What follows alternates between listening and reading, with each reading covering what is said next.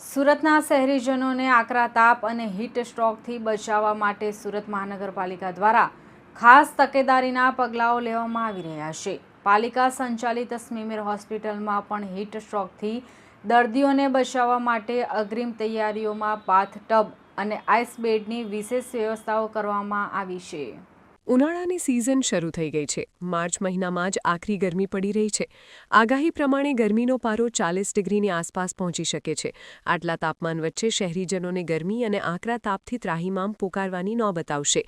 જો કે બીજી બાજુ શહેરીજનોને આકરા તાપ અને હીટ સ્ટ્રોકથી બચાવવા માટે સુરત મહાનગરપાલિકા દ્વારા ખાસ તકેદારીના પગલાઓ લેવામાં આવી રહ્યા છે। સ્મીમેર હોસ્પિટલમાં રોજ હજારો દર્દીઓ જુદા જુદા વિભાગોમાં સારવાર માટે આવતા હોય છે। અહીં ફક્ત સુરત જ નહીં પરંતુ આસપાસના તેમજ નજીકના ગામડાઓથી પણ દર્દીઓ સારવાર માટે આવે છે। હવે સ્મીમેર હોસ્પિટલ તંત્ર દ્વારા આકરા તાપ અને વધતા તાપમાનને ધ્યાને રાખીને અને હીટ વેવની સંભાવનાઓ વચ્ચે દર્દીઓ માટે વિશેષ કાળજી લેવામાં આવી રહી છે। દર્દીઓને હીટ સ્ટ્રોકથી બચાવવા અને તાત્કાલિક ખાસ પ્રકારની ટ્રીટમેન્ટ મળી રહે તે માટે કેઝ્યુઅલ્ટી વિભાગમાં બાથટબ મૂકવામાં આવ્યા છે તેમજ આઈસ બોક્સ એટલે કે બરફની પેટી પણ મૂકવામાં આવી છે। સ્મીમેરના ડોક્ટરના જણાવ્યા પ્રમાણે ગરમીમાં જ્યારે કોઈ દર્દી હીટ સ્ટ્રોક એટલે કે લૂ લાગે ત્યારે તેનું બોડી ટેમ્પરેચર નોર્મલ કરતાં વધી જાય છે।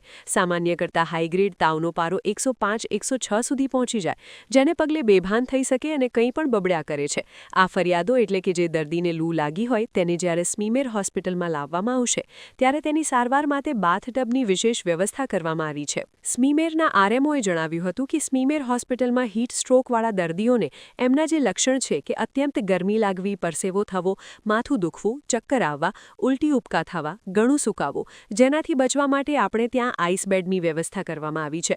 એમનું ટેમ્પરેચર નોર્મલ રહે એ માટેની વ્યવસ્થા કરવામાં આવી છે। જ્યારે પણ આવા દર્દીઓ આવે ત્યારે એમને પૂરતા પ્રમાણમાં એટલે કે બોડીમાં પાણી મેન્ટેન રહે એના માટે આઈવી ફ્લુઇડ્સ, ઓઆરએસ લિક્વિડ્સ વગેરેની વ્યવસ્થા કરવામાં આવી છે। દરેક વોર્ડમાં પણ પાણીના જગની વ્યવસ્થા કરવામાં આવી છે એટલે કોઈ પણ વ્યક્તિ કે દર્દીને આની તકલીફ ના પડે અને આપણે આના માટે આપણા ઇમરજન્સી વિભાગમાં પણ એ બધી વ્યવસ્થા આ રીતે આઈસ બેડની વ્યવસ્થા કરવામાં આવી છે। દરેક વ્યક્તિએ લૂથી બચવા માટે સુતરાઉ કપડાં પહેરવા જોઈએ। બહુ જ જરૂરી હોય ત્યારે જ તડકામાં નીકળવું। નીકળો ત્યારે માથા પર રૂમાલ, ઠંડુ કપડું અથવા છત્રી કે કેપ પહેરીને નીકળવું અને થોડા અંતરે નારિયેળ પાણી, લીંબુ શરબત, છાશ વગેરે વધારે લિક્વિડ્સ લેવા જોઈએ જેથી આપણા શરીરનું ટેમ્પરેચર મેન્ટેન રહે।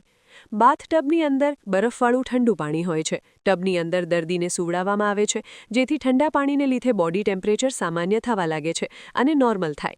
આ રીતે દર્દીનો જીવનનો ખતરો ટળી જાય અને એક વિશેષ પ્રકારની સારવારથી તેનો જીવ બચાવી શકાય તેમજ સમયસર તાત્કાલિક સારવાર મળી રહે। આ તમામ પરિસ્થિતિઓને ધ્યાને રાખીને અને હીટ સ્ટ્રોકની સંભાવનાઓને જોઈને આ વિશેષ પ્રકારની વ્યવસ્થાઓ અને તૈયારીઓ કરવામાં આવી છે।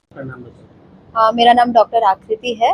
मैं स्मीमर हॉस्पिटल में एज अ डॉक्टर रेसिडेंट काम कर रही हूँ, सेकेंड ईयर में। मैडम क्या सुविधा रखी है? ये जो मेरे पीछे रखा है उसको tube, water tube, ice pack tube बोलेंगे।